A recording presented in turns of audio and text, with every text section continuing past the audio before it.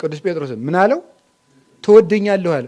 አዎ እወድሃለሁ ጌታ እንደወድህ አንተ ታውቃለህ ሲለው እኮ እንግዲያስ ለእኔ ብዙ ጾም ጹም፣ እንግዲያስ ለእኔ ብዙ ስገድ ስገድ፣ እንግዲያስ ለእኔ ብለህ ከመሬት ላይ ተኛ አላለውም አለ። ምንድን ነው ያለው አለ? በጎችን ጠብቅ ነው ያለው። ክርስቶስን መውደዴን የሚገልጥበት የመጨረሻው ፍቅር በጎቹን መጠበቅ ከሆነ እነዚህን በጎች መጠበቅ የሚችልበት አቅም የለኝም። ሩቅ አገር የሚሄድ ሰው አንድ ሰው ነበረ። ያ ሰው ባሮቹን አገልጋዮቹን ጠራና ወጥተው ወርደው ሊያተርፉበት ገንዘቡን ሰጣቸው ይላል። ሩቅ አገር የሚሄድ ሰው አገልጋዮቹን ጠርቶ ገንዘቡን አትርፉበት ብሎ ሰጣቸው። 5 መክሊት የሰጠው ሰው አለ። 5 መክሊት ለሰጠው ሰው 5 መክሊት አለው በቂ። 2 መክሊት የሰጠው ሰው አለ። 2 መክሊት ለሰጠው ሰው ደግሞ በቂ 2 መክሊት አለው ማለት ነው። 1 መክሊት የሰጠውም ደግሞ አለ። ሰው ገብረ እግዚአብሔር በመሆኑ የእግዚአብሔር አገልጋይ በመሆኑ የሚጠቀም ራሱ ነው እንጂ ለእግዚአብሔር አንጠቅምም። አንዱ እሱ ነው። ስለዚህ የትኛውም መስክ ላይ እግዚአብሔር ቢጠምደን ለራሳችን ትርፍ ነው ብሎልን እንደሆነ አስቦልን እንደሆነ እንኳንስ በደስታ በመከራ እንኳን ጠምዶ መከራው ውስጥ አገልግሉ ይብል ሊሰጠን ወዶ እንጂ ሊቀበለውን ወዶ አይደለም። አንድ ሰው ከእግዚአብሔር ካልተጠራ በስተቀር በራሱ ሂዶ የእግዚአብሔር አገልጋይ ልሁን ማለት የለበትም። ሁሉ በተጠራበት አጠራር ጸንቶ ይኑር ይላል። እግዚአብሔር ያልጠራው ሰው ግን የለም። ሁሉንም ሰው ጠርቶታል። ችግሩ ጥሪውን ወይ ሳናስተውለው እንደ ወፍ ግር ብሎ ያልፍብናል። ምክንያቱም ያንን እንዳናውቅ ደግሞ ሰይጣን ሁልጊዜ ምን ያደርጋል? ከራሳችን ጋር እንዳንሆን ያደርገናል። ደግሞ እግዚአብሔር የራሱን ሰጥቶ ሲያበቃ ደግሞ እግዚአብሔር አምጥቼልህ ይኸው ስንለው መቀበል፣ ደግሞ የራሱን ተቀብሎ ደግሞ እገሌ እኮ ይሄን አድርጎልኛል ብሎ መስጠት ዋጋ። ይኸው እግዚአብሔር እንደዚህ ነው እና ሁሉም ነገር የእግዚአብሔር። አንድ ጳጳስ ድርሻው ምንድን ነው? የመጀመሪያው ምን ማድረግ ነው? ዲያቆን ምን ማድረግ? መሾም። አስተምሮ ዲያቆን መሾም አለበት። መክሊቱን አለመቅበር ማለት ይሄ ነው። ትክክለኛ ዲያቆናትን መሾም የተገባቸውን ማለት ነው። ዲቁና ሲሰጥም ተፈት ወወልድ ወመንፈስ ቅዱስ አሐዱ አምላክ በስመ አብ ወወልድ ወመንፈስ ቅዱስ አሐዱ አምላክ በስመ አብ ወወልድ ወመንፈስ ቅዱስ አሐዱ አምላክ። ይትባረክ እግዚአብሔር አምላከ አበዊነ ቅዱሳን ዘሰባሃ ምህረቶ ለአይሌነ። ምህረቱን ቸርነቱን ይቅርታውን በእኛ ላይ ያጸና የአባቶቻችን ፈጣሪ እግዚአብሔር ስሙ የተመሰገነ ይሁን። የእናታችን የቅድስት ድንግል ማርያም የቅዱሳን መላእክት የቅዱሳን ሐዋርያት የቅዱሳን ነቢያት የሰማዕታት የጻድቃን የደናግል የመነኮሳት ረድኤታቸው በረከታቸው ሁሉ ከሁላችን አይለየን። የተከበራችሁ አባቶቻችን ካህናት፣ ወንድሞቻችን ዲያቆናት፣ የእግዚአብሔር ቤተሰቦች አባቶችና እናቶች፣ መነኮሳት መነኮሳያት፣ ምእመናን አንድ አምላክ በሚሆን በአብ በወልድ በመንፈስ ቅዱስ ስም እንደምን ዋላችሁ? እንደምን ሰነበታችሁ? እንደምን ቆያችሁ? ቸርነት የባህሪ ገንዘቡ የሆነ ፈጣሪያችን ለዚህ ቀን ስላደረሰን ስሙ የተመሰገነ ይሁን። እግዚአብሔር ፈቅዶ ከዚህ ቀን ደርሰናል። እግዚአብሔር በመካከላችን ተገኝቶ እንዲያስተምረን ቅዱስ ፈቃዱ ይሁንልን።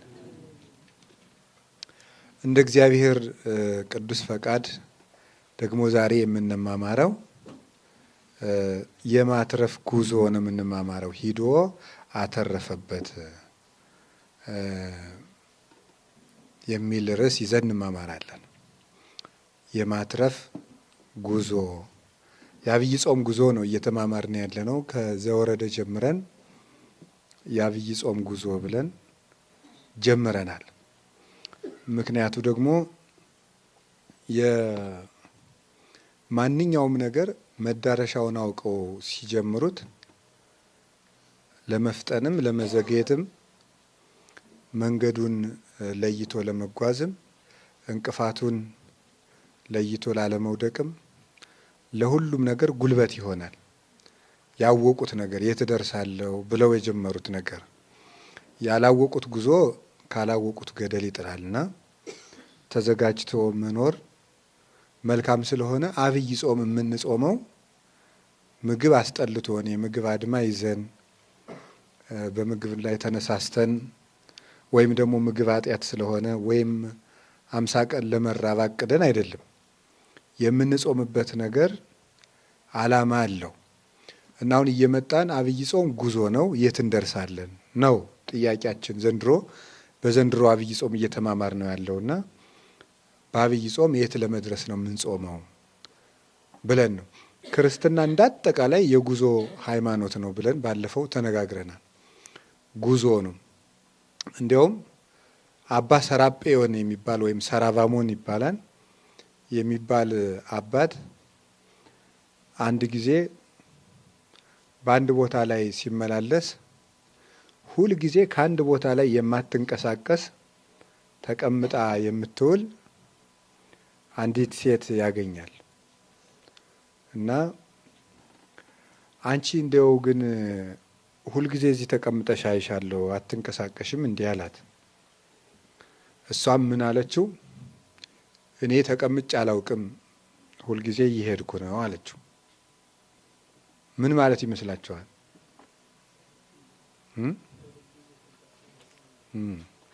ተቀምጣ ነው የምትውለው፣ አትንቀሳቀስም፣ ከአንድ ቦታ አትነሳም። ለሱ ግን ተቀምጬ አላውቅም አለችው።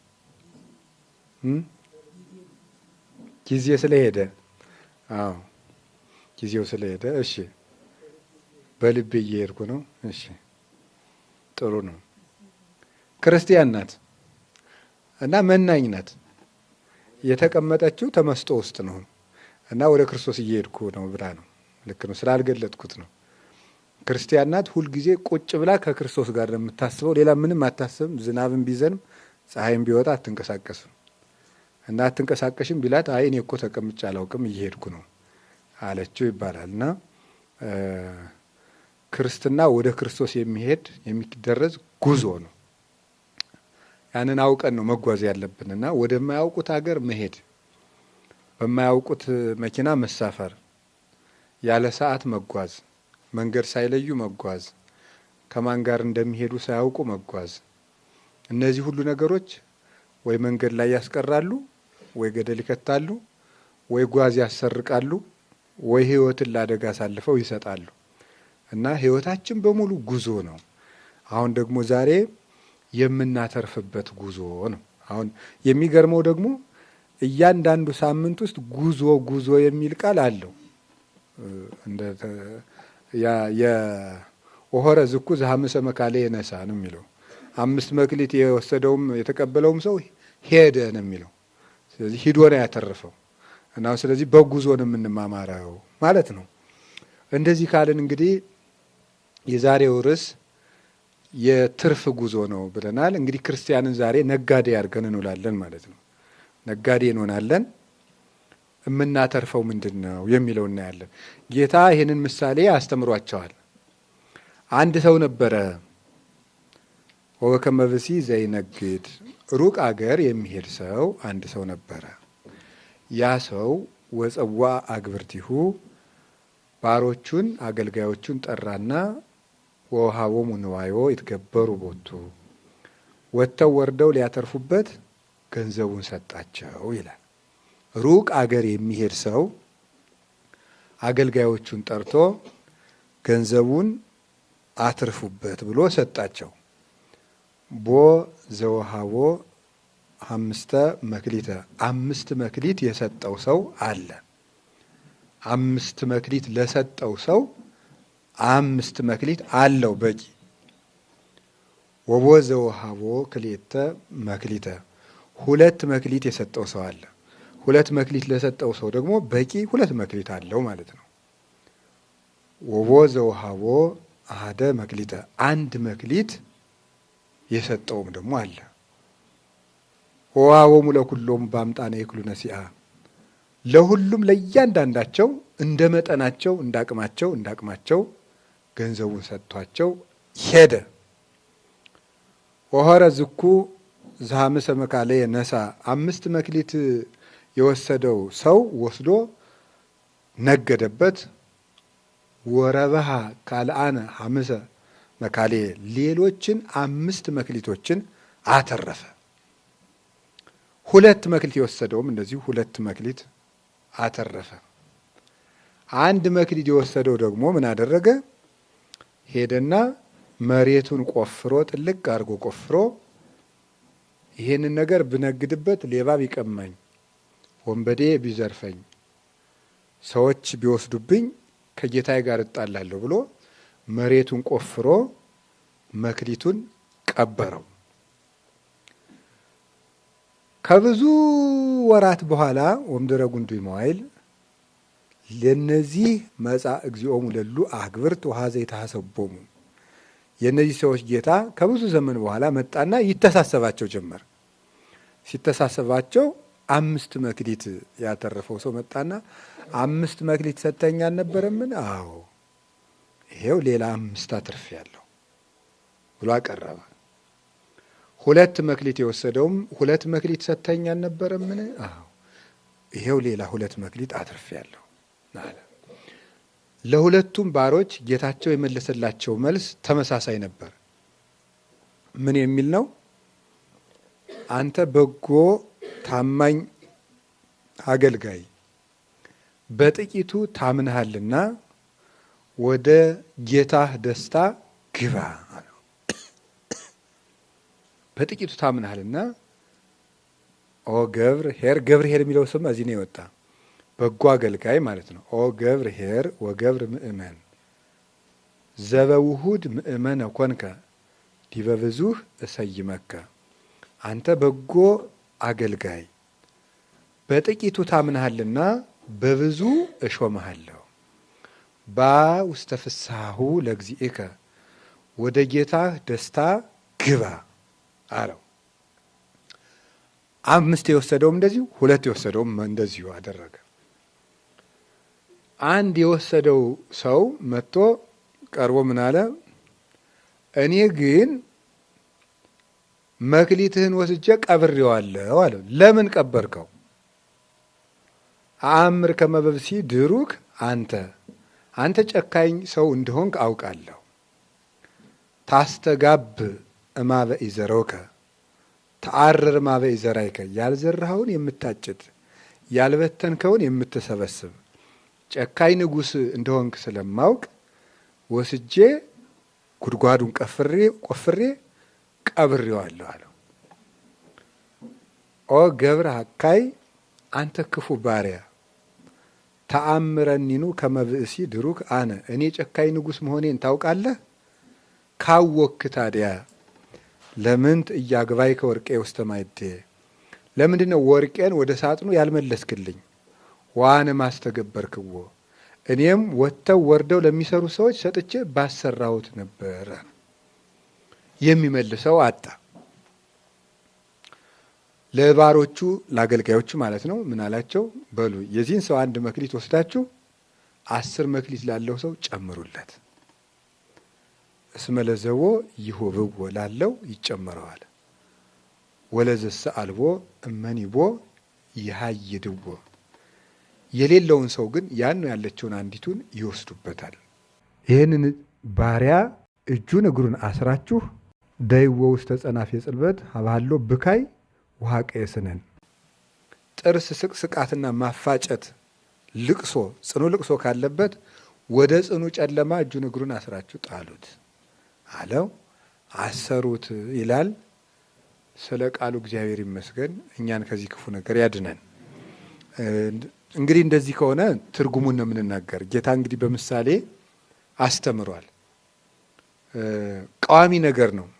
ልቡናችሁን አንቅታችሁ ስሙ። እንግዲህ የጌታችን የኢየሱስ ክርስቶስ ዜና ነውና እና እሱ ለደቀ መዛሙርቱ የሚረባ የሚበጅ ነገር ነው የተናገረ፣ ነፍሳችን የሚጠቅማትን ነገር።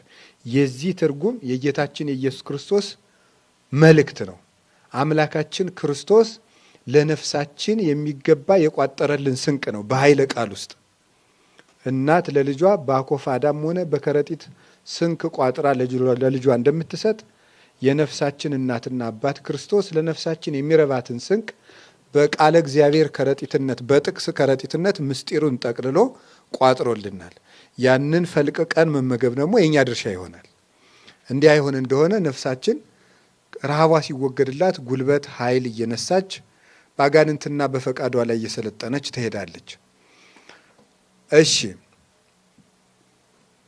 ሩቅ አገር የሄደው ሰው ማን ነው? ይሄ ጌታ ነው። ባለጸጋው ጌታ ነው። ባለሀብት መባሉም እግዚአ ሰማያት ወምድር ነውና ይላል ቅዱስ ጎርጎርዮስ። ሀብት ያለው ሰው የተባለ ክርስቶስ ነው። ሀብታም የተባለበት ምክንያት እርሱ የሰማይና የምድር ጌታ ስለሆነ ነው። እያንዳንዷን ኃይለ ቃል በጥንቃቄ ተሰሟታላችሁ። ነገ ለነፍሳችሁ ስንቅ ትሆናለች። ለወንድሞቻችን ለእህቶቻችን ምን ተርፈዋልንና የሰማይና የምድር ባለቤት ነው እሱ። እዚያው ላይ አንድ የምንረዳው ነገር አለ። ይህ ሰው ሀብታም ነው። ከመስጠቱ የሚጠቀመው ነገር የለም። ያ ማለት እነሱ ለራሳቸው አትርፈው እንዲጠቀሙበት ነው እንጂ። ይሄ ማለት ምን ማለት ነው? ጌታ ከኛ አገልግሎት የሚፈልገው ነገር የለም፣ እኛ እንጠቀም ዘንድ ነው እንጂ። አሁን ወደፊት የምንዘረዝራቸውን አገልግሎቶች ሁሉ ጌታ ለሰው ልጆች የሰጠበት ምክንያት ሰው እንዲጠቀም ነው እንጂ ሰው ከሚያደርገው ነገር ለጌታ አንድም ጥቅም የለውም። አናመሰግነው ነገር ባህሪው ምስጉን ነው። ብናመሰግነው ለሱ ምስጋናው የሚረባው የሚጠቅመው ነገር የለም። አንሰጠው ነገር ምን ቸግሮት? የማያበድሩት ባለጸጋ ነው። ደግሞ እንስጠውስ ብንል የማንን ነው የምንሰጠው?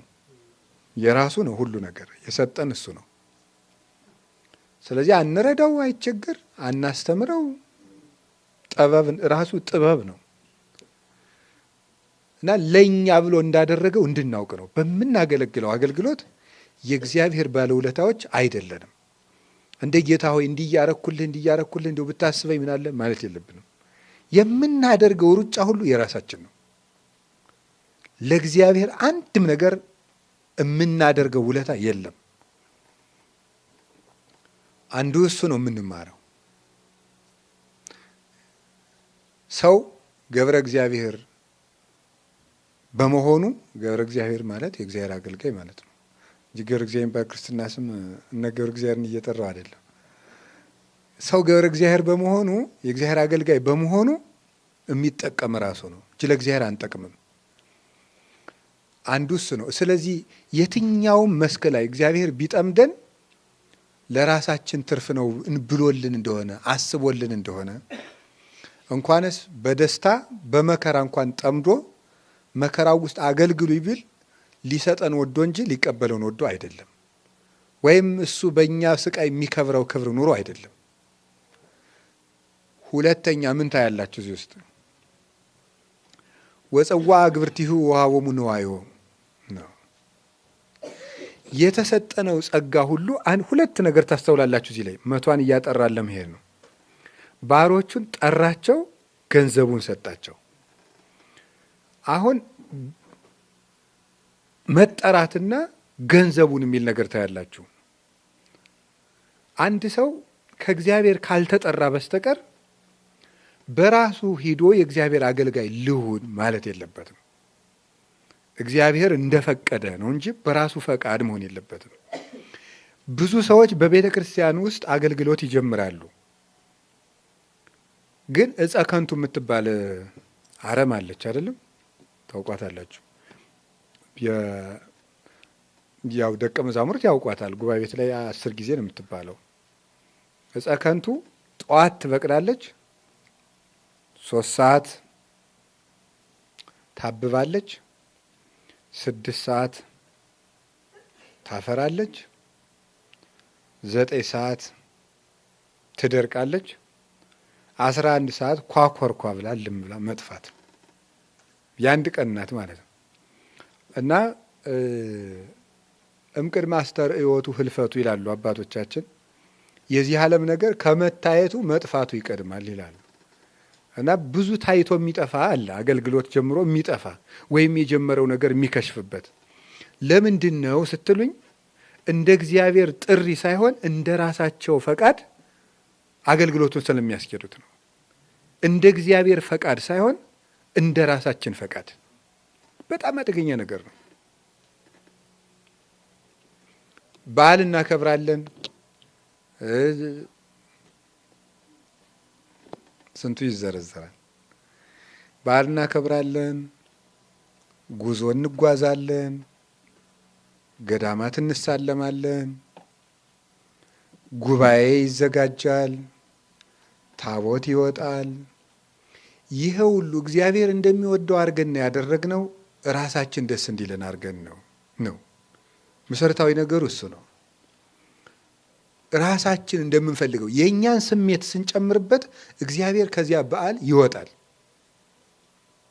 ከጉዟችንም ከያካሄዳችን እኛ እንደሚመቸን ስናደርገው፣ እንደዛ ስናደርገው ወይ የግላችን ስሜት ማንጸባረቂያ ወይም የሆኑ ሰዎች ደስ እንዲላቸው ብለን ስናደርገው እግዚአብሔር ተለይቶን ቁጭ ይላል። ስለዚህ እንደተጣ ኩሉኬ ዘከመ ተጸውዐ ለይሃሉ ቅዱስ ጳውሎስ ያለው ሁሉ በተጠራበት አጠራር ጸንቶ ይኑር ይላል። በተጠራበት ያለ ድርሻችንም መግባት የለብንም፣ ያለ አገልግሎታችን። አሁን በዚህ ዘመን ቤተ ክርስቲያናችን ምንም በቃ እንደ ውጥንቅጥ እንደው ምንም በቃ ራሱ አይታወቅ እግሩ አይታወቅ። ይሄ ዝም ብሎ እንደው ምንድነው በዚህ በገጠሩ አንዲት ሴት ብዙ ልጆች ቶሎ ቶሎ ስትወልድ እግር በራስ አረገችው ይባላል። ምን ማለት ይመስላችኋል? እግር በራስ ማለት ልጆቹ ከመብዛታቸው የተነሳ እንዲሁ ስገምት ነው። ግን ከመብዛታቸው የተነሳ አንዱ ወደ ታች ዙሮ ይተኛል፣ አንዱ ወደ ላይ ዙሮ ይተኛል። ምን በቃ ድብልቅልቅ የሆነ ነው ማለት ነው አኗኗራቸው የልጆቹ እና እንደዚያ እግር በራስ ይሆናል ሁሉ ነገር። እንደተጠራ ሰው መክሊቱን ፈልጎ እንደ መክሊቱ ነው መኖር ያለበት። አዎ መቀደስ የሚያምርብህ ከሆነ ቀድስ፣ መስበክ ከሆነ የሚችለው ስበክ፣ መምከር የምትችል ከሆነ ደግሞ ምከር። ቅዱስ ጳውሎስ እኮ ብሏል፣ የሚመክር በመምከሩ ይጽና ብሏል፣ የሚያስተምር በማስተማሩ ይጽና ይላል። አሁን አንድ ሰው መድረክ ማስተማር የሚሆንለት አለ፣ ቁጭ ብሎ መምከር የሚያቅተዋል። ቁጭ ብሎ መምከር ግን የማይሆንለት። አንዳንድ ሰዎች ደግሞ ቁጭ ብለው የነገር ስልቱን አውጥተው ወከክ አድርገው የሚመክሩ አሉ። ደግሞ መድረክ የማይሳካላቸው። ሁሉም እኮ ሀብት ነው ሁሉ። አሁን እኮ ይኸውላችሁ አንድ ሽማግሌ መክሮ የሚመልሰውን እኔ 500 ጥቅስ ጠቅሼ ላልመልሰው እችላለሁ። ሰው እንደ ሀብቱ ነው የሚያድር። ሀብታችን ማወቅ ጠርቶ ሀብት ሰጣቸው ነው። የእግዚአብሔርን ጥሪ ማወቅ። ይህን ጌታዬ በምን መልኩ ነው የጠራኝ፣ በምን መክሊቴና እንዳገለግል የምትረዱት ግን አንድ ነገር፣ እግዚአብሔር ያልጠራው ሰው ግን የለም። ሁሉንም ሰው ጠርቶታል። ችግሩ ጥሪውን ወይ ሳናስታውለው እንደ ወፍ ግር ብሎ ያልፍብናል። ምክንያቱም ያንን እንዳናውቅ ደግሞ ሰይጣን ሁልጊዜ ምን ያደርጋል? ከራሳችን ጋር እንዳንሆን ያደርገናል። ደግሞ ያባክነናል። በብዙ ጉዳዮች ብክንን የሚያባክነን ብዙ ነገር አለ። አንዳንድ ጊዜ ታሪክ ያባክነናል። ታሪክ ማለት ምን ማለት ነው?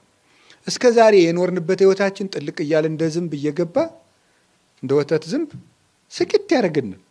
የዱሮ ህይወታችን እየታወሰ ይበጠብጣል አንዳንድ ጊዜ። ሌላ ጊዜ አሁን ያለው ስጋችን ጣልቃ እየገባ ይበጠብጣል። ሌላ ቀን ደግሞ ሰይጣን ጣልቃ ይገባል። ሌላ ቀን ሰዎች ጣልቃ ይገባሉ። ሌላ ቀን ዓለም ራሷ ሰልጣኝ ጣልቃ ትገባለች። ዓለም ዝም ብላ የምታየን እንዳይመስላችሁ። ክርስቶስን እከተላለሁ ካላችሁ ዓለም ጉሮሯችን ላይ ነው የምትመጣው። እንቅ ነው የምታደርግ። ወይ ክርስቶስን መርጠሙት ወይ ደግሞ አርፈ ቁጭ በር በሰላም አትነካካ ነው የምትለን። ጲላጦስን ምን እንዳደረጉት አልሰማችሁም እንዴ? አረ ይሄ ሰው ንጹሕ ነው አለ። ጌታን እኮ ነው ከሰው ባቀረቡለት ጊዜ ምንም በደል የለበትም ሲል ምን እንዳሉ ተመልከቱ። እማይቀተልኮ ለዝንቱ ኢኮን አርኮ ለቄሳር፣ ይህን ሰው ካልገደልክ የማን ወዳጅ አይደለም ነው ያሉት። የቄሳር ዋናው ሕይወቱ ውስጥ መጡ። ይሁዳ ውስጥ ሹሞ ያስቀመጠው ማን ነው? ቄሳር ነው። የቄሳር ወዳጅ አይደለህም ማለት የእንጀራም የኑሮን ጉዳይ ነው። ሰው ክርስቶስን ሲከተል ሰይጣን በማንም ይመጣ ወይ በኑሯችን ወይ በሕይወታችን ይመጣል። እንደዛ ነው የሚያደርገው። ለዚያ መዘጋጀት ያስፈልጋል። ስለዚህ ያውከናል። ይሄ ሁከት የበዛበት ዓለም ብዙ ጊዜ እንዴት ነው ማድረግ ያለብን? መክሊታችን እንዲታየን ወደ ውስጥ ማዳመጥ ነው። እውነቴን ነው የምነግራቸው። ወደ ውስጥ ማዳመጥ፣ ከራስ ጋር ሰብሰብ ማለት፣ ዝም ያለ ህይወትን መውደድ፣ እንዲሁ ከብዙ ሰው ጋር ማውራትን ሁሉ ሰብሰብ ማድረግ። ወሬ ራሱ ያባክናል። አይታችኋል? አሁን በጣም ከብዙ ሰው ጋር ስትሉ ኋላችሁ መለስ ብላችሁ ቤት ገብታችሁ ይዩትማ ጭንቅላታችን እንኳ አይሰበሰብም፣ ብትን ነው የሚለው። እና መቼ ነው እግዚአብሔር እንደጠራንስ የምናውቀው? ራሱ ምኑ ይታወቀናል? እንዲሁ ለእኔ መክሊት አልሰጠኝም እያልን የምንቀመጥ፣ መክሊት ሰጥቶናል፣ መክሊት ሰጥቶናል። ግን የእግዚአብሔር ጥሪ ደግሞ የእግዚአብሔር ጥሪ ሲባል እግዚአብሔር እየመጣ ገብረ ሥላሴ ወለተ ሥላሴ አይልም።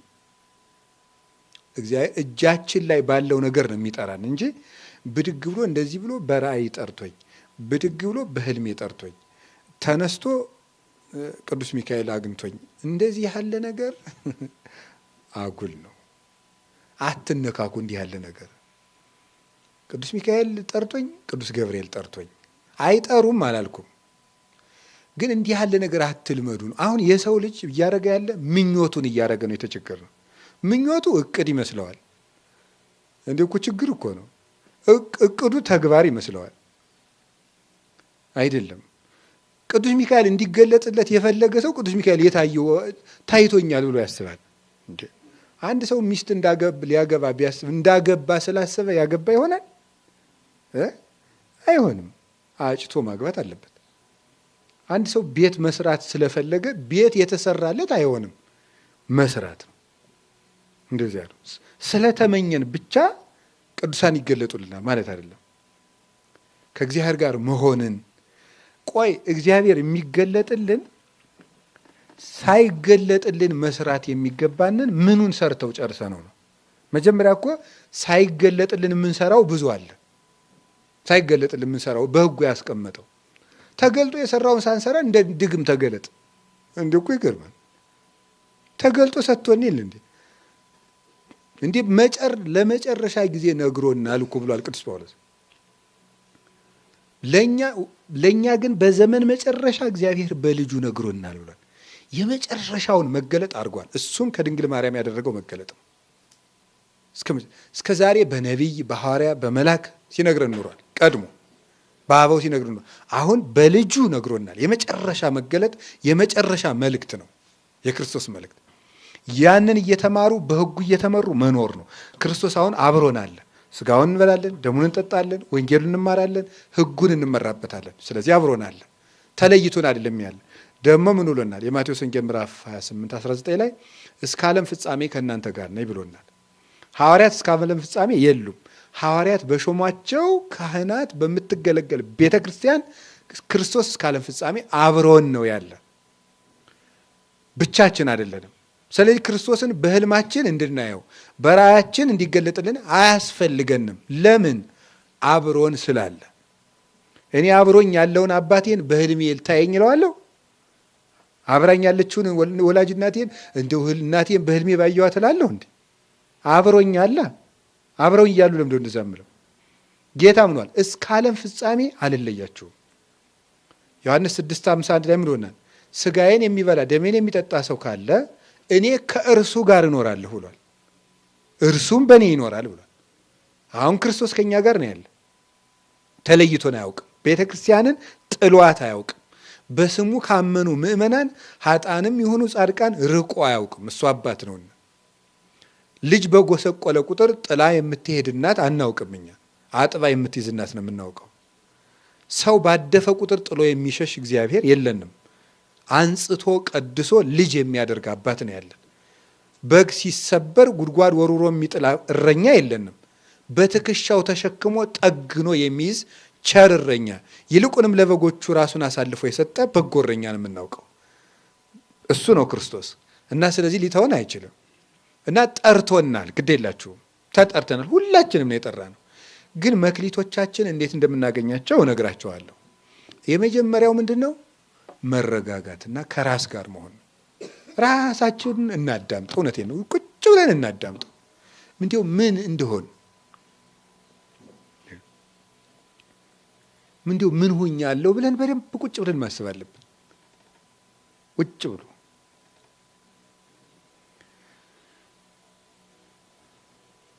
አንዳንድ ጊዜ እንደው ከሰው ተለይቶ ራሱ እንኳን አንድ ቀን ራሱ ቁጭ ማለት ብቻ ነው። ዝም ብሎ ቁጭ ማለት ዝም ብሎ እኮ ነው። ምንም ሳትጸልዩም ቢሆን እውነቴን አንድ አቡነ ዘበሰማያት ጧት አድርሳችሁ ቁጭ ብላችሁ ዝም ብላችሁ አስቡ እስኪ። ቆይ እኔ ማን ነኝ? ስሜ ማን ነው? እኔ ምንድን ነኝ? ሰው። እኔ ምንድን ነኝ? ክርስቲያን። አሁን ምን እያረኩ ነው? እንደዚህ። ትናንትና ምን እያረኩ ነበር? እንደዚህ። እንደዚህ ሊሆን የቻልኩት በምን ምክንያት? እንደዚህ። እንደዚህ የደረሰባቸው አባቶችና እናቶች እንዴት ብለው አለፉት? እንደዚህ አድርገው። አሁን እኔ ማድረግ ያለብኝ እንዴት ነው? እንደዚህ እንደዚህ እንደዚህ። ይሄን ሳደርግ ለወደፊት የሚገጥመኝ እንቅፋት ምንድን ነው? እንደዚህ እንደዚህ እንደዚህ። ለዚያም መወስደው መፍትሄ ምንድን ነው? እንደዚህ እንደዚህ ብሎ ማሰብ ይፈልጋል። አሁን እኮ ማሰብ የለም፣ የሚያስብ እኮ ሰው የለም። ይቅርታ ስለጠቀለልኩ፣ ግን ስለማናስብም ጭምር ነው። ሰይጣን ምንድን ነው የሚያደርገን ካላችሁ፣ እንዳናስብ ነው የሚያደርገን። ቁጭ ብለን እንድናስብ አያደርግም። የፈለገ ቢሆን አይናችን በእንቅልፍ እስከምትከደንባት ቅጽበት ድረስ እንዳናስብ ነው የሚያደርገን። እንዳናስብ እያደረገ መተኛት፣ ከዛ ሳናስብ አድረን መነሳት፣ ሳናስብ ወጥተን መሄድ፣ ሳናስብ ውለን መግባት፣ ሳናስብ አምሽተን መተኛት። በቃ መዞር ማለት ነው። እንደዚህ እንዳይሆን እግዚአብሔር ጠርቶናል። የጠራ ለምንድን ነው ማለት? እኔ ለምንድን ነው የጠራኝ? ለጵጵስና ነው ለክህነት ነው እንዳትሉ ደግሞ። እኔ የጠራ ለምንድን ነው ካላችሁ፣ መንግስቱን ሊያወርሰን ነው የጠራን። የሹመት ዲቁና ጵጵስና ቅስና አይደለም። መንግስቱን ሊያወርሰን ጠርቶናል። ይኸው መንግስቱን ሊያወርሰን ከጠራን በምድር የምንኖርበት መክሊትሳ የት ይገኛል ስትሉኝ፣ መንግስቱን ስንከታተል መጀመሪያ ምኑን ፈልጉ አለ? መንግስቱን ፈልጉ። ከዚያስ ምን ይጨመራል አለ? ሌላው ይጨመራል አለ። ሰው ተጠርቷል። ሁሉም ሰው ለመክሊት ተጠርቷል። ለምን አይነት መክሊት? መንግስቱን ለመውረስ። መንግስቱን የሚወርስበትን ነገር ሲሰራ የምድሩን ደግሞ ክርስቶስ ያበጅለታል። ይሄ ነው መሰረታዊ ነገሩ እና እግዚአብሔር እሱ ጠርቶ ሰጠን እንጂ እኛ የጠራ ነው አይደለንም። ፈለገን እንጂ አልፈለግነውም። እሱ ነው የሰጠን። መክሊታችን ማወቅ፣ ራሳችን ማዳመጥ፣ ለእግዚአብሔር ጥሪ አቤት ማለት፣ መክሊታችንን ለይተን መሰማራት ይገባናል። ከዚያ ምኑን ሰጣቸው ነው የሚለው? ገንዘቡን ስሩበት ብሎ ሰጣቸው። ገንዘቡ የሚለው ለምንድን ነው? አሁን አመጣላቸዋለሁ። ገንዘቡን ሰጣቸው የሚለው ማንኛውም እጃችን ላይ ያለ ነገር ሁሉ የማን ነው? ይህን እንድናውቅ እስኪ የእግዚአብሔር ቢሆኑ። ማንኛውም ነገር እጃችን ላይ ነገር ያለው የማን ነው? ዓይን፣ ጆሮ፣ አፍንጫ፣ እግርን ጨምሮ እጃችን ላይ ያለው ነገር በሙሉ የእግዚአብሔር ነው። ስለዚህ ለእግዚአብሔር ስራ ስንሰራ፣ ስናገለግል፣ እንዲያ ስንል በቤተ ክርስቲያናችን የአቅማችን ስንወጣ ስንወርድ ለእግዚአብሔር እኔ እየሰራውለት ነው ማለት አያስፈልግም። እና ምን እያደረግን ነው ስትሉ፣ እግዚአብሔር ሀብት ሰጥቶን ነው። እሱ ሰጠን እንጂ ከኛ የሆነ ምንም የለም። በጉልበታችን ቤተ ክርስቲያን ስንሰራ ብኑን፣ ለምሳሌ የሆነ ህንፃ ቤተ ክርስቲያን እየተሰራ እግዚአብሔር ጉልበት ሰጥቶ ቤቱን አሰርቶ በቤቱ አኖረን ነው የሚባለው። ሀብት ከሰጠን እግዚአብሔር ብር ሰጥቶ ብሩን ወደ ቤተ ክርስቲያን እንድናመጣው አደረገ። በዚያ መንግስቱን ሊያወርሰን ፈለገ ነው የሚባለው። ራሱ ሰጥቶ ነው የሚቀበል። ዘያስቲ ተወካፊ ነው። ራሱ ሰጠ። የሰጠውን ደግሞ መልሶ ሰጣችሁኝ ብሎ ይቀበላል። ራሱ የሰጠውን ስለሰጠነው ደግሞ ዋጋ ይከፍላል። የሚያስደንቀው ይሄ ነው። የምንሰጠውን የሰጠን እሱ ነው። ከሰጠን ላይ የሚቀበለንም እሱ ነው።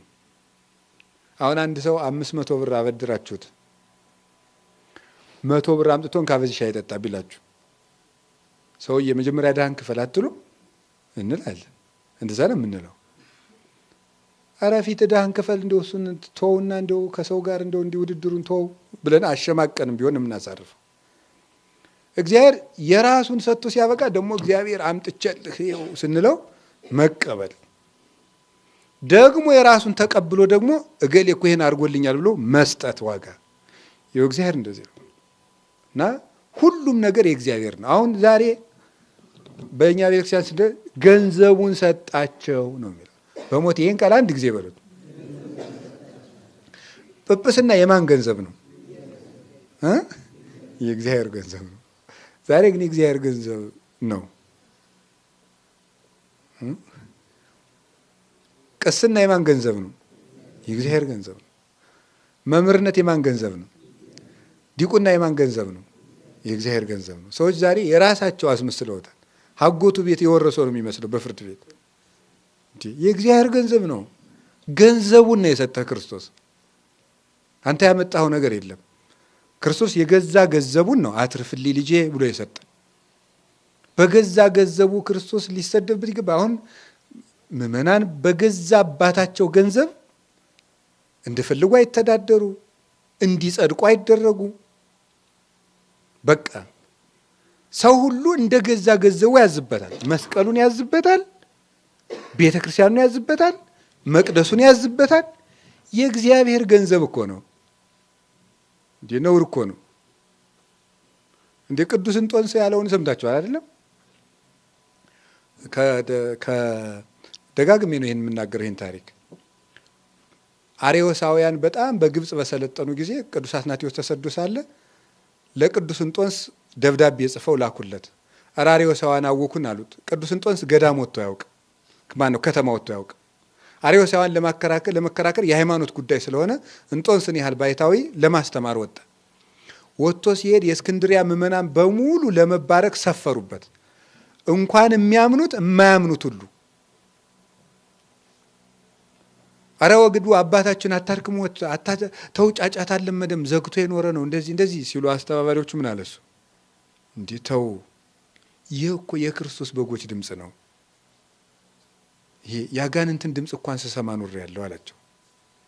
ምክንያቱም የእንጦንስ ጸጋ የማን ነው?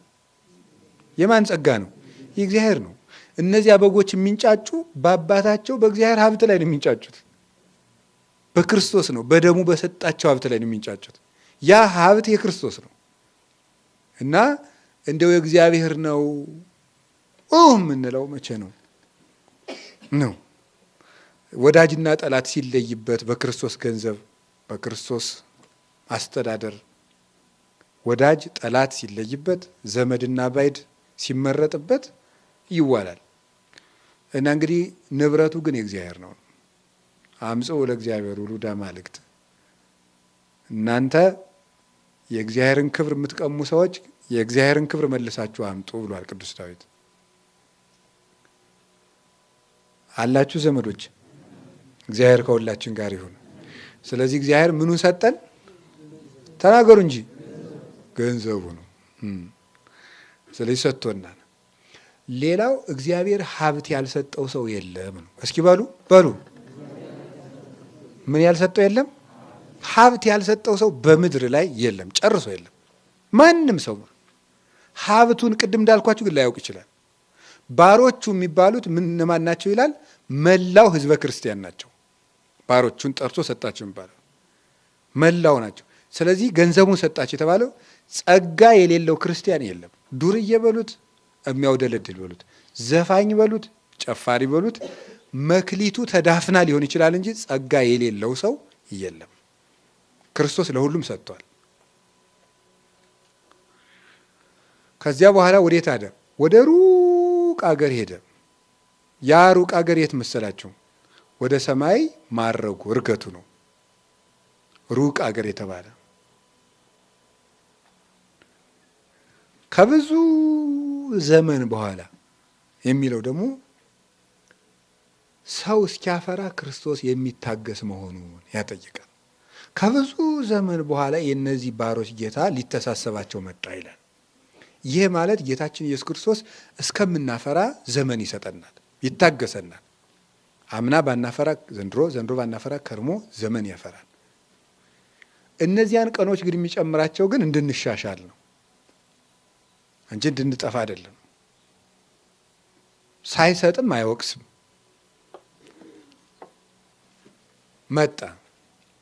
መጣ የተባለው ሁለት ነገር ነው። አንደኛ ብዙ ዘመን የተባለው ሰው እስኪሞት ድረስ ክርስቶስ የሚታገሰው ትዕግስት ነው። ሁለተኛ ብዙ ዘመን የሚባለው ጌታ እስከሚመጣ ድረስ መላው ዘመን ነው፣ የዓለም እስኪያልፍ ድረስ። ስለዚህ ጌታችን ኢየሱስ ክርስቶስ ሁለት ጊዜ ወደ እኛ ይመጣል ማለት ነው። ይህ ማለት ሁለት ጊዜ ማለት ምን ማለት? አንደኛው እኛ የሞትን ዕለት ነው። ስንሞት የዚያን ጊዜ የክርስቶስ ምጽአት ትሆናለች። ለእኛ እኮ ምጽአታችን ሞታችን ነው።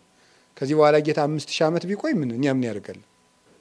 ዋናው እኛ ከሞትነ ቢቆይም አይጠቀምም። ቆይተን ስራ ስለማንሰራ መቆየቱ አይጠቅምንም። ስለዚህ አንዱ የራሳችን ሞት ነው። ሊተሳሰብ መጣ የሚባለው ያነሳናል ካላፈራን። ሁለተኛው የዚያ ጊዜ በግልጽ ክፉ ለሰራ ፍዳውን፣ በጎ ለሰራ ዋጋውን የሚከፍልበት ቀን ነው። የዚያ ጊዜ ይመጣል። 5 መክሊት የወሰደው ሰው ማን ነው? ይህ ሰውዬ 5 መክሊት የወሰደው የመጀመሪያው አባቶቻችን እንግዲህ ልብ በሉ ጌታ ማንም ሰው እንዲያተርፍ መክሊት ሰጥቶታል። ምን እንደሰጠ ልንገራችሁ። መክሊት ሰጥቶታል። 1 2 ምን ሰጥቶታል? ለመክሊቱ ጥሪ ተሰጥቶታል። ማንም ሰው በዚያች ጥሪ እንዲያፈራበት። ጥሪ ማለት ምን ማለት ነው? እግዚአብሔር ጠርቶ ሰጠ ማለት አንድን ነገር ተሰማርተን እንድናፈራበት የሱ ፈቃድና ረዳትነት አለበት ማለት ነው። ጠርቶ ሰጠ ማለት ይሄ ነው። እግዚአብሔር ጠርቶ ሰጠ ሲባል እሱ ነው። ጠርቶ ከሰጠ ያን ነገር የምንሰራበትን ኃይልም አብሮ ይሰጣል ማለት ነው። ስለዚህ ጠርቶ ነው የሰጠን። ስለዚህ ምን ሰጥቷል? ኃይል ሰጥቶናል፣ ሀብት ሰጥቶናል። ሶስተኛ ምን ሰጥቶናል? ጊዜ ሰጥቶናል። ክርስቶስ ለሰው ልጅ የሚሰጣቸው እነዚህ ናቸው። ጸጋ፣ ጊዜና ረድኤት ናቸው። እነዚህን ሰጥቶናል። 5 መክሊት የተሰጠው ማን ነው? የመጀመሪያው ሊቀ ጳጳስ ነው። አባቶቻችን እንደተረጎሙት 5 መክሊት የተሰጠው ሰው የተባለው ሊቀ ጳጳስ። 5ቱ መክሊቶቹ ዲያቆን መሾም 1፣ ቄስ መሾም 2፣ ጳጳስ መሾም 3፣ ማስተማር 4፣ ማቁረብ 5።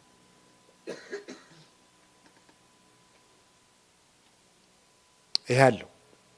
አንድም እሱ ራሱ ምን አለው? ዲቁና 1፣ ቅስና 2፣ ጵጵስና 3፣ ሊቀ ጵጵስና 4። ዲቁና ቁምስና አለች ማለት ዲቁና፣ ቅስና፣ ቁምስና፣ ጵጵስና፣ ሊቀ ጵጵስና እሱ ራሱ 5 አለው። እሱ ራሱ ብቻውን። ከሌሎች አንጻር ሲታይ ደግሞ 5 አለው። አንድ ጳጳስ ድርሻው ምንድን ነው? የመጀመሪያው ምን ማድረግ ነው? ዲያቆን ምን ማድረግ? መሾም። አስተምሮ ዲያቆን መሾም አለበት። መክሊቱን አለመቅበር ማለት ይሄ ነው።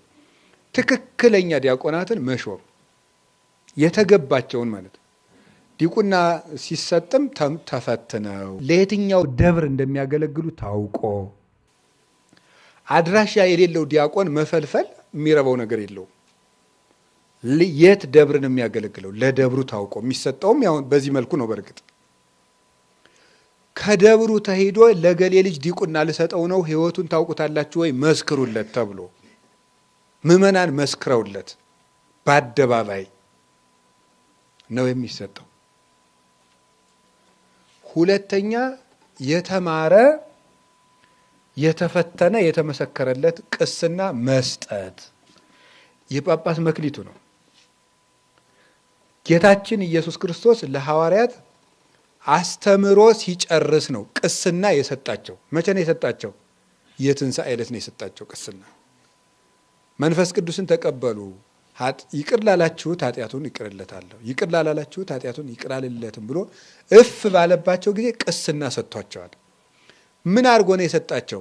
አስተምሮ መርጦ ፈትኖ ነው። 3 ዓመት ወንጌልን ተምሮ ነው። ወንጌል ያልተማረ ሰው ቄስ መሆን አይገባውም። ይህ አንዱ ነው ጳጳሳት ሊያደርጉ የሚገባው። ነገ የምትመጣው የኢትዮጵያ ኦርቶዶክስ ተዋሕዶ ቤተክርስቲያንን ለመጠበቅ ማድረግ የሚገባው አንድ የተማረና የተፈተነ የተመሰከረለት ሰው ቅስና ሊኖረው ይገባል። ካላወቀ ምእመን ሆኖ እንዲኖር ወግድ ብሎ እንዳይቀበል መመለስ ያስፈልጋል።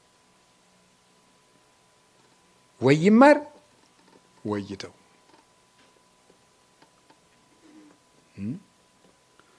ወይ እንደኔ ተዋጋ ወይ ስሜን መልስ ነው ያለ እስክንድር። ታላቁ እስክንድር ነው አሉ። እስክንድር የሚባል በስሙ የተጠራ ወታደር ውጊያ ላይ ሲፈራየው አሉ። እንዴ ሰውዬ ስሜን እዘህ ወይ እንደኔ ተዋጋ ወይ ስሜን መልስ አለው አሉ። ስለዚህ ወይ ማስተማር ነው ወይ ደግሞ እንዲያ እንዲል መመለስ። የነገይቱን ቤተክርስቲያን የሚጠብቃት ይሄ ነው። የተማረ ሰው ብቻ እንዲሾም ማድረግ። ሶስተኛ ጵጵስና ሲሾምም ጳጳሳትን ምንድን ነው የምንላቸው? ብፁዕ አቡነ እገሌ አይደል የምንላቸው? ብፁዕ አቡነ እገሌ ነው የምንላቸው። ብፁዕ ምንድን ነው? ንዑድ ክቡር ማለት ነው። ንዑድ ክቡር። ንዑድ ክቡር ማለት ምን ማለት ነው? ልዑል፣ ንጹሕ፣ ቡሩክ፣ ቅዱስ፣ ጽሩይ ማለት ነው። ቢያንስ በእውቀታቸው የተመሰከረላቸው ከዘረኝነትና ከምድራዊ ሀብት ፍቅር ከሹመት ፍቅርም ራሱን ጵጵስናውን ከመፈለግም ፍቅር ንጹሕ የሆኑ መሆን አለባቸው። ራሱን ጵጵስናውን ከመፈለግ ፍቅር እየታሰሩ እኮ ነው የተሾሙት አባቶቻችን። እንዲህ ድሮ አባቶቻችን ታስረው ነበር የሚሾሙ። ደግሞ አሁን አስረን እንሾም የሚልም እየመጣ ነው። ታስረው ቅዱስ ኤጲፋኒዎስ ታስሮ እኔ ጳጳስ አልሆንም ብሎ ከባቄላ አዝመራ ተደብቆ የሚደበቅበት ቢያጣ አህያ ሊያስወጡ ሂደው፣ አህያው ደግሞ ምን ይገባል ከባቄላው ሊያስወጡ ሲሄዱ እሱ እዚያ ተገኘ። አስረው ነው የሾሙት በግዱ ሰው ማለት። እኛ የምናውቀው ይሄ ነው። እንዲህ ተደርጎ የተሾመ እንደሆነ ጵጵስና 5ቱ መክሊት ፍሬ የምእመናን ሕይወት ያብባል። ቤተ ክርስቲያን ትጸናለች። መናፍቃን ወደ ቤታቸው ይመለሳሉ። ተምረው በመካከላችን ፍቅር፣ አንድነት ይሰፍናል። ክርስቶስ በቤተ ክርስቲያኑ ደስ ይለዋል። እንዲሆን እንደሆነ ጵጵስና የሚሾመው እንደዚህ ያለ ነው። እንዲሁም ቅዱስ ዮሐንስ አፈወርቅስ ጭራሽ እንኳን ጵጵስና ቄስ መሆን አልፈልግም ብሎ ኧረ እኔ ቄስ አልሆንም ብሎ እንዴት እንዴ! ቅዱስ ጴጥሮስን እኮ አለው ጌታ በጎቼን እኔን ትወደኛለህ አለው አለ። ማን? ጌታ ማንን? ቅዱስ ጴጥሮስን ምን አለው? ትወደኛለህ አለ። አዎ እወድሃለሁ ጌታ፣ እንደወድህ አንተ ታውቃለህ ሲለው እኮ እንግዲያስ ለእኔ ብዙ ጾም ጹም፣ እንግዲያስ ለእኔ ብዙ ስገድ ስገድ፣ እንግዲያስ ለእኔ ብለህ ከመሬት ላይ ተኛ አላለውም አለ። ምንድን ነው ያለው አለ? በጎቼን ጠብቅ ነው ያለው። ክርስቶስን መውደዴን የምገልጥበት የመጨረሻው ፍቅር በጎቹን መጠበቅ ከሆነ እነዚህን በጎች መጠበቅ የሚችልበት አቅም የለኝም አለ። ቅዱስ ዮሐንስ አፈወርቅ እኮ እንዲያ የሚለው የዚያን ጊዜ በጽኑ ብሕትውና እያለ ነው። ኧረ እኔ እዚህ አልሆንም ብሎ የሚያስቡ በጎችን እንዴት እጠብቃለሁ አለ። እውነቱን እኮ የሚያስብ በግ እንዴት ይጠበቃል? እነዚያን በጎች ግቸግ ያል መንዳት ይቻላል። እናንተን አንነዳችሁም። የራሳችሁ ሀሳብ አላችሁ። የሚያስብ በግ እኮ ከባድ ነው። ባዋሉት አይውል ባደሩት አያድር። ቆይ አባ ግን እንዲህ ያሉ ምን ለማለት ፈልገው ነው የሚል በግ ማለት ነው። እንዲህ ናልቀም ያኛው በግ ናልቀም መልቀም ነው። ናጠጣ መጠጣት ነው። ናጋጥ ግባ መግባት ነው። ይሄ የሚያስብ በግ ነው። ውሳኔ የሚወስን በግ። ቆይ እስኪ አስቤበት እደውልልዎታለሁ የሚል አዲ ይሄን በግ መጠበቅ ቀላል ነው? ወደዚህስ መሯሯጥ ቀላል ነው? ለዚህ እረኛ ለመሆን መሯሯጥ በጣም አደገኛ ነው። ምዕመናንም የራሳቸውን እረኛ እያከማቹ እያለቁ ነው። የራሳቸውን የእኛን አባት አትንኩብን። ይህ እንዲህ አይነት ምዕመንነት ቅልጥ ይበል። ማንን ይጨምራል? እኔንም ጨምሮ። አባ ገብረ ኪዳንን አትንኩብን የሚል ሰው እኔ አልፈልግም። መነካት ካለብኝ መነካት አለብኝ። አዎ ቤተ ክርስቲያንን አትንኩብኝ ነው የሚባለው። ቤተክርስቲያንን አትንኩብን ክርስቶስን ሲሰደብ ነው። የግለሰብ ደጋፊ አጨብጫቢ፣ የራሱን አባት የሚሾም የራሱን መምህር የሚያከማች ምን ያደርግልናል? ለቤተ ክርስቲያን ዕዳ ነው እኮ ይሄ። ህዝቡ ዕዳ፣ እኛም ዕዳ፣ ተያይዘን ዕዳ። ክርስቶስን ነው መከተል ያለብን። ደጋፊነት ለቤተ ክርስቲያን አይጠቅምም። ሁልጊዜ ነው የምናገረው፣ አይጠቅምም። ምእመንነት ነው የሚጠቅመው። ምእመንነት እንዲህ ያለ ጳጳስ መሾም፣ መክሊትን መወጣት ይሄ ነው። ሁላችንም እንግዲህ መክሊታችን ብንወጣ ቤተክርስቲያን ታተርፋለች። ከዚያ እንግዲህ ይኸውላችሁ ሁለቱ ይቀራሉ። የጳጳሳቱ ዲያቆን፣ ጥሩ ዲያቆን ሾሙልን፣ ከዛስ ጥሩ ቄስ ሾሙልን፣ ከዚያስ ጥሩ ጳጳስ ይሾሙልናል፣ ከዚያስ አሁን ያሉት ጳጳሳት ጥሩዎች ናቸው። እየነቀፍኩ አይደለም። እሺ አባቶቻችን ከተሾሙ አክብረን ጸልየን መያዝ አለብን። ምንም ይሁን ምን የክርስቶስ ብርሃን አብሯቸዋል። ሰው በግል ኃጢአቱ ሊቀጣ ይችላል እንጂ ጸጋ እግዚአብሔር አይለየውም። ይሄን ማመን አለብን።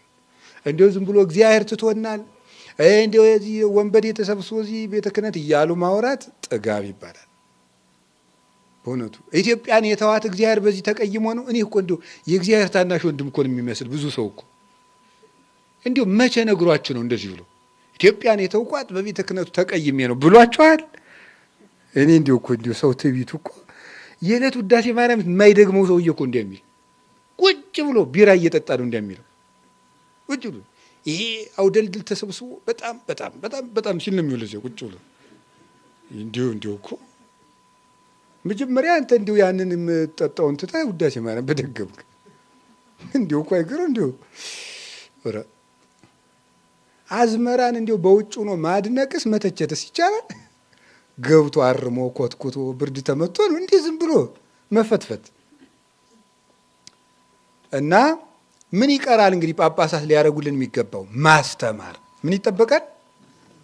ነገሩኝ እንጂ ማስተማር። ሐዋርያት ምንድን ናቸው? ጳጳሳት ነበሩ። ግን ምንድን ናቸው? መምህራን ነበሩ፣ የሚያስተምሩ ነበሩ። አሁን አባቶቻችን ሲያስተምሩ አሁን እኮ ለምሳሌ መስቀል ስናስተምር የምንይዘው ለምን ይመስላችኋል? አንደኛ ኃይላችን ይሄ ነው። ማህተማችን ይሄ ነው። ለምናስተምረው ትምህርት ነው። አንድ ይረዳናል። ሶስተኛ ምንድን ነው? የሚያስተምረው ሰው ምን እያደረገ ነው ማለት ነው? በውስጥ እየባረከ ነው ማለት ነው። ታውቃላችሁ? ይሄንን አስተምሮ እስከሚጨርስ ድረስ እየባረከ ነው። ግን እንደዚህ አይነት ተራ ሰው መስቀል ይዞ እንደዚህ እያለ ከሚያስተምር ጳጳሳት መስቀል ይዘው ቢያስተምሩን ምን ያህል ጸጋ ይፈስብናል? ብዙ ጸጋ ነው የሚፈስብን። ሊቃነ ጳጳሳቱ መስቀል እየያዙ ቢያስተምሩ ያ እየራቀን መጥቷል። እውነቴን ነው። አባቶቻችን እያስተማሩ እየተገኙበት ቀን በሳምንት ሁሉም ሊቃነ ጳጳሳት ቢያስተምሩን ረድኤት እናገኛለን። ጸጋ ይወርዳል። እንዲያው ይሄ መንጫጫቱም ይቆማል። ባለቤት ያላት ቤተ ክርስቲያን ናት። ያንን ማድረግ ቀጥሎ ምንድን ነው? ማቁረብ እንኳን አባቶቻችን ቀድሰው ያቆርባሉ። አሁን ማቁረብ ነው። ይህ አምስቱ የጳጳስ መክሊት ነው እላቸዋለሁ። አምስት ሌላ ማትረፍ ማለት እንደሱ ያለ ሌላ መተካት ማለት ነው። ወይም በዚህ መጠቀም ማለት ነው። በአምስቱ ፍጹም ጸጋ መቀበል፣ በዚህ ማትረፍ ማለት ነው። አምስት ማትረፍ ማለት በዚህ ፍጹም ጸጋ መቀበል ማለት ነው። ወይም ደግሞ ሌላ አምስት እሱን የመሰለ መተካት፣ ይሄ ነው። ሁለት ያለው ማን ነው? ሁለት መክሊት ያለው የተባለው ልብ ብላችሁ እንድሰሙ እንዳትረሱት። የዛሬ ዓመት ሁለት አሁን ለምሳሌ አሁን የማስተምረውን ትምህርት እየሰማችሁ ነው። እንዲሁ በትዕግስት ሰምታችሁ ነው ወይስ ረስታችሁት ነው የምትሰሙ? ለምሳሌ ይሄንን 3 ዓመት አስተማርኩት በትንሹ እዚሁ ቦታ እና እንግዲህ ይሄን ርዕስ እዚህ ሳስተምረው የምትሰሙት ሀ የእግዚአብሔር ቃል አዲስ ስለሆነ ለ ያምነውን ስለረሳችሁት ሐመሩሃ አይታወቅም። የትኛው ነው? አይታወቅም። አይታወቅም። ዋናው ግን መስማታችሁ ነው። እሱ ነው የሚያዘው። እሺ 2 መክሊት ያለው ማን ነው? ቄስ ነው። 2ቱ መክሊቶቹ ምንድን ናቸው? ማስተማርና ማቁረብ።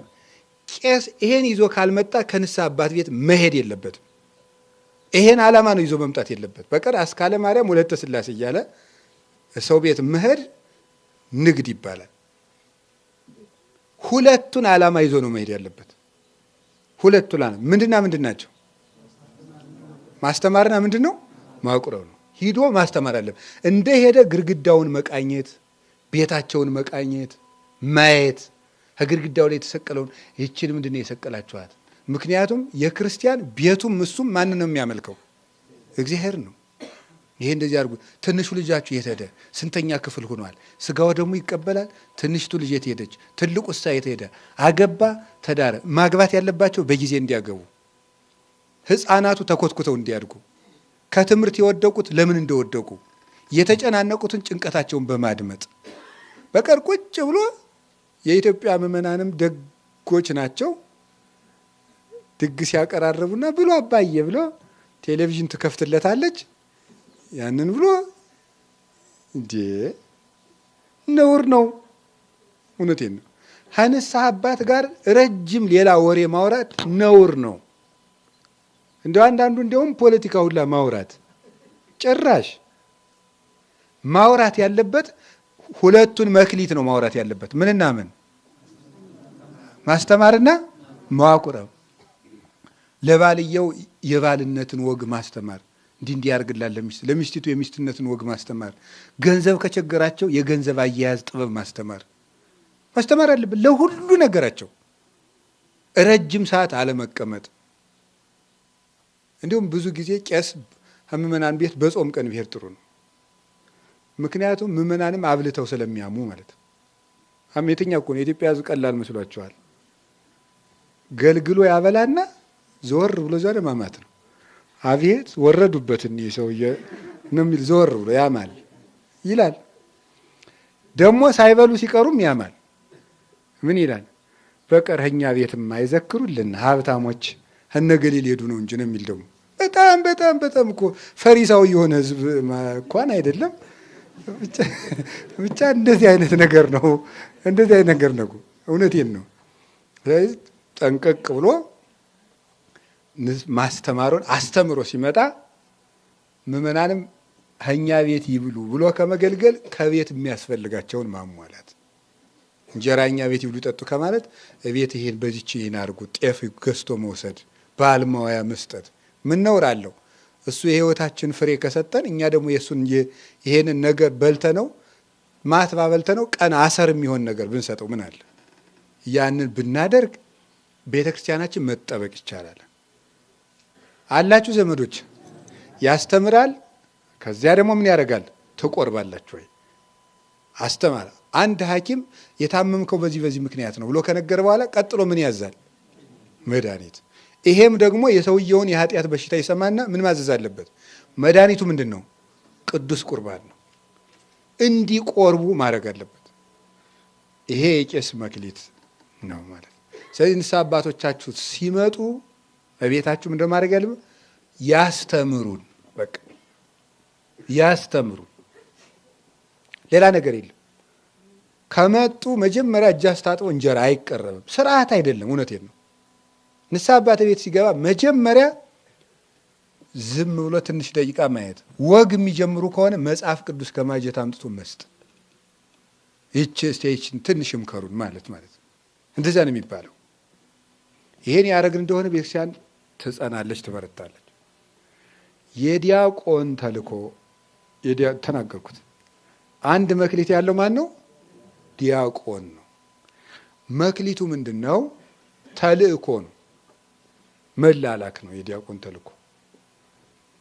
ለማን የሚላከው? ለጳጳሱ፣ ለቄሱ፣ ለአለቃው፣ ለምዕመናን፣ ለድሆች፣ ለነዳያን። እንደ ዛሬው ሳይሆን ድሮ ነዳያን ሁሉ እየተመዘገቡ ከአጥቢያ ቤተ ክርስቲያናቸው ገንዘብ ይሰጣቸዋል። ዲያቆኑ ነው መዝግቦ የሚያመጣ በፍትሐ ነገሥቱ መሰረት። ዛሬ ግን ምዕመናንም አስራት አያወጡም፣ ቤተ ክርስቲያንም አትሰጣቸውም። የዲያቆን ስራው ተልእኮ ናት፣ ማገልገል ነው። ሰው ሳይመርጥ ማገልገል። ወስዶ መቅበር ምንድን ነው ሲባል ያችኑ በትዕቢት ማጥፋት ማለት ነው። ያቸው አንድ ብትኖር እሷኑ በትዕቢት ቀብሮ በቃ እየታጀረ ምን የኃጢአት ዝርዝር ምን ያደርግላቸዋል? እየታጀረ በትዕቢት በቃ ዲያቆኑ በቄሱ ላይ መተበት፣ ድሆችን ማስለቀስ፣ ጸበል መርጦ ሰው መስጠት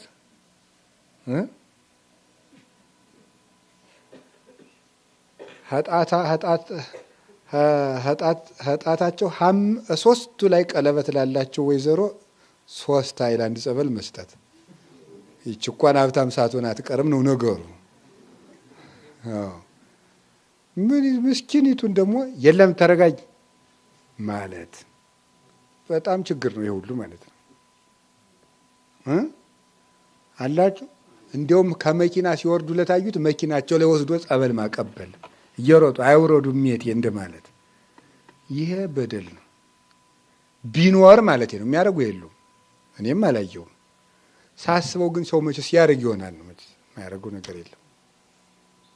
የዲያቆን ችግሩ ይሄ ነው። ይሄ እንግዲህ በአጠቃላይ በቤተ ክህነት ሲወርድ ነው። እንደ ክርስትና ደግሞ 5ቱ መክሊት ምንድን ነው ነው? እንደ ክርስትና ለሁላችንም የተሰጠን ለጳጳስ የለ፣ ለቄስ የለ፣ ለዲያቆን የለ፣ ለምን የለ፣ ለሁላችን የተሰጠን 5 መክሊት ምንድን ነው?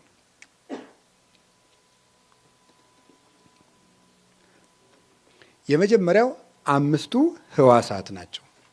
እግዚአብሔር የሰጠን 5 መክሊት 5ቱ ህዋሳት ናቸው። 5ቱ ህዋሳት እንዲያውም አንድ መጽሐፍ ምኑ ላይ ይናገራል? 5ቱ አናቅጸ ህይወቱ ለሰብ ይላቸዋል። 5ቱ የሰው ልጅ የህይወት በሮች ማለት ነው። 5ቱ የሰው ልጅ የህይወት በሮች ምን ምን ናቸው? ማየት፣ መስማት፣ ማሽተት እናሳ መቅመስ እና መዳሰስ ማለት ናቸው። እነዚህ የሰው ልጅ የህይወት በሮች ናቸው። የህይወት በሮች ማለት ነው። ሞትም የሚገባ በየት ነው? በእነዚህ ነው። ህይወትም የሚገባ በእነዚህ ነው። ለምሳሌ አንድ ሞት ወደዚህ ዓለም የገባባት የመጀመሪያዊቱ እናታችን ቅድስት ሔዋን ናት። አሁን ቅድስት ናት። እሷ ለምሳሌ በምንድን ነው የገባባት? በጆሮ ከዛስ፣ በዓይን ከዛስ፣ በመዳሰስ ከዚያስ፣ በመቅመስ ጨረሰች። በ5ቱ ነው የጨረሰችው። መጀመሪያ ሔዋን ደህና አደርሽ፣ እንዴት ነሽ? የ2 ዓለም ንግሥት አላት። ደስ አላት። እግዚአብሔር ግን ለምንድን ነው በገነት ካለው ዛፍ ሁሉ አትብሎ ያላችሁ አላት። ዕፀ በለስም ቢል እንዳታውቅበት ሁሉን ዛፍ ጠራለት። አውቁ ኧረ ዕፀ በለስን በገነት ያለውን ሁሉ አትብሎ አላለንም፣ አንድ ዛፍ ነው ያለን አለችው። ምስጢር ሲያስወጣ ታውቁ አስወጣና ሲያወቃ አትሞቱም አውቆ ነው አላት። በጆሮዋ ገባት። እግዚአብሔር እኮ አምላክ እንዳትሆኑ ብሎ ነው አላት። በጆሮዋ ሲገባት በጆሮዋን ይሄንን እኮ በለስ ብትበይው አምላክ ትሆኛለሽ አለ። በዓይኗ ገባት። ይሄንን ሲላት ወአፍተዋ ለሔዋን ይላል። ዘለሽ ውደቂበት አሰኛት። እባቡ ተናግሮ ሳይጨርስ ቆርጠሻውን ዋጭው አሰኛት። በዓይኗ አስጎመቻት። በዓይኗ የገባው ምንን ወሰደ? መዳሰስ። በእጇ ወስዶ አስቆረጣት። በእጇ ያስቆረጣት ምን አስደረጋት? አስበላት። ወደቀች። ስለዚህ እነዚህ 5ቱ በጣም ኃይለኞች ናቸው። 5 ጸጋ ስጡ። ይኸውላችሁ ሊቅም መሆን ከፈለጋችሁ፣ ጻድቅም መሆን ከፈለጋችሁ፣ ሀብታምም መሆን ከፈለጋችሁ የት ላይ ነው ሀብቱ ያለ? እነዚህ ላይ ነው ያለው። ሰምታችሁኛል? እነዚህ ላይ ነው ያሉት። እውነቴን ነው። የሰው ሀብቱ እነዚህ ውስጥ ነው ያሉት። ጆሮው ውስጥ ነው ያለ። ሁልጊዜ በጎ ነገር በጆሮ እንዲወርድበት ካደረግ ያ ይጠራቀምና ሀብት ሆኖ ባፍህ ይወጣል፣ በእጅህ ይወጣል፣ በእግርህ ይገለጣል። ሁልጊዜ በጆሮ የገባ መልካም ነገር ተመልሶ በአንደበት ትርፍ ሆኖ ይመጣል። እውነታስ ለምሳሌ እኔ በጆሮ የገባውን እኮ ነው የምነግራችሁ አይደለም።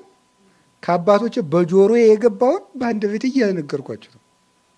ከዛ በዓይኔ የገባውን ነው የምነግራችሁ። ምን ማለት ነው? ያነበብኩትን መጽሐፍ። ሌላ ምን አለ? ሀብት የት ነው ያለ? ስለዚህ አሁን ይህንን ሰው እስቲ ኮሚቴ ላቋቁም ብል አገኘዋለሁ? ይህን ሰው ኮሚቴ አቋቁሜ 50 ሰው ውስጥ የኔ ዘመድ ልፈልግ ብል አገኛለሁ? አላገኝም። አባቶቼ ግን የሰበሰብኳት ቃለ እግዚአብሔር ይሄን ሁሉ ዘመድ አፈራልኝ ማለት ነው። ሀብት የት ያለ? ጆሮ ላይ። ጆሮ ላይ በሉ እንጂ አሁን ለእኔ የሚያስቡልኝ የሚያገለግሉኝ እነ ገብረ ማርያም፣ እነ ወለተ ማርያም፣ እነ አስካለ ማርያም፣ እነ ወለተ ሥላሴ ሁሉ በምን የመጡ ናቸው? በጆሮ አባቶቼ ያስተማሩኝ ቃለ እግዚአብሔር። ሌላ ምን ጨምሬያለሁ? ጆሮ አያችሁ፣ ጆሮ ሲጠቅም ጆሮ ነው የሚጠቅም። ጆሮ ይጠቅማል። አዲያ እኔ መሰለ ጆሮ እንዲህ ዘፈን ትሰሙበታላችሁ፣ ወግ ምናምን ድሪቶ። ከዛ ደግሞ ራበኝ ጠማኝ። ጆሮህን አትቆልፍም? ጆሮህን ማምላክን ጆሮህን ካልጠበቅ ጆሮህን ይልሃል። እውነቴን ነው። ጆሮህን በደንብ ጆሮ መሰጠት አለበት። አይን በትክክል ኩን ገምጳሌ መጻሕፍት በኩሉ መዋዕለ ሕይወትከ ባለ በዘመን ሁሉ መጽሐፍ የምታገላብጥ ሰው ሁን ብሏል ቅዱስ ዮሐንስ አፈወርቅ። በዘመን ሁሉ መጽሐፍ የምታገላብጥ ከሆነ በዓይንህ ያስገባኸውና በጆሮ ያስገባኸው በእጅህ ይመጣል፣ በእግርህ ይመጣል፣ በአንደበትህ ይመጣል። ካንተ የራቁ ነገሮች ሁሉ ይቀርባሉ። ይሄ ነው። እስቲ እግዚአብሔር ጌታ ለሐዋርያት ምንድን ነው ያደረግላቸው? በጆሮአቸው እኮ ነው። የዋሆች ናችሁ ማምላክ። ሀብትም እውቀትም ንብረትም ጤናም ሩቅ አገር አይደለም ያሉ፣ እዚህ ውስጥ ነው ያሉት። እነዚህ ውስጥ ነው ያሉት። ጆሮአችን እንስራበት። ያን አፍንጫህን ስራበት። ምንድነው አፍንጫ የሚሰራበት? ዕጣን ማሽተት፣ የቤተክርስቲያን ዕጣን ማሽተት፣ አይንን መስራት። ኧረ እኔስ ተው፣ ለዓይናችሁ ተጠንቀቁን። እውነቴን ነው። በዓይናችሁን ቢገባ ከሌለ ይሄ ይዋናችሁ። የገጠር እናቶች ወፍጮ ሲፈጩ የሚያንጎራጉሩትን ጉርጉሮ አለ፣ ልንገራችሁ። ያረሰማ ጎበዝ እርፍ የነቀነቀ ወፍጮው እንዳጎራ መስከረም ዘለቀ ይላሉ። ጤፉን እያርቁት ማለት ነው፣ ሳይቸግረው ማለታቸው። ቆዩ መፍጨቱንም ቢሆን አክብረውት እናቶችን። ዋናው ጤፍ መኖሩ ነው እንጂ ጉልበታቸው አላሳሳቸው። ወፍጮው ሲል መስከረም ዘለቀ አለ። የሰበሰበ ነው በቅርብ ተጎልቶ ዝም ብሎ እያል መጃጃል ዝም ብለን እያልኩ ያለሁት ምንድን ነው ስትሉኝ፣ ራሳችን ላይ ሳንሰራ እግዚአብሔርን አውርድ ማለት ምንድን ነው? አናነብ፣ አንማር። እንዲሁ እኮ ይገርማል እኮ መጽሐፍ ቅዱስ እኮ ብታነቡ የንግድ ስልት መጽሐፍ ቅዱስ ውስጥ አለ። እንዴት እንደሚነገድ የዳኝነት ስልት መጽሐፍ ቅዱስ ውስጥ አለ። የፍቅር የትዳር አያያዝ መጽሐፍ ቅዱስ ውስጥ አለ። የጮኛ አመራረጥ መጽሐፍ ቅዱስ ውስጥ አለ። አሪያ ጆሮ በየት ይገኝ? አይን በየት ይምጣ? የለም። እና እንግዲህ ተመልከቱ፣ ያልሰበሰቡትን አዝመራ አውጥቶ መፍጨት ይቻላልን? አይቻልም።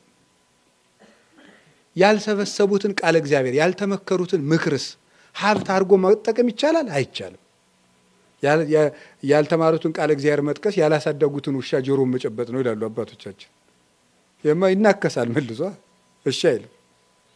ስለዚህ ዘመዶች መክሊት ሰጥቶናል፣ ሀብት ሰጥቶናል። ይሄውም ጆሮ ነው።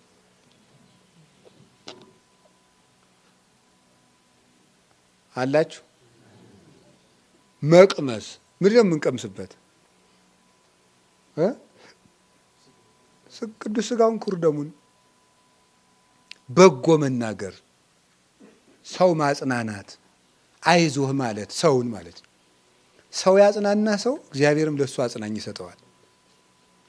የሰውን ችግር አለማቃለል፣ አፍም ባፍ ይሰራበታል። ባፍ የሚሰሩ 33 አይነት ኃጢአቶች አሉ። እነዚያን አለማድረግ ጥቂቱን ለመናገር ነገር መስራት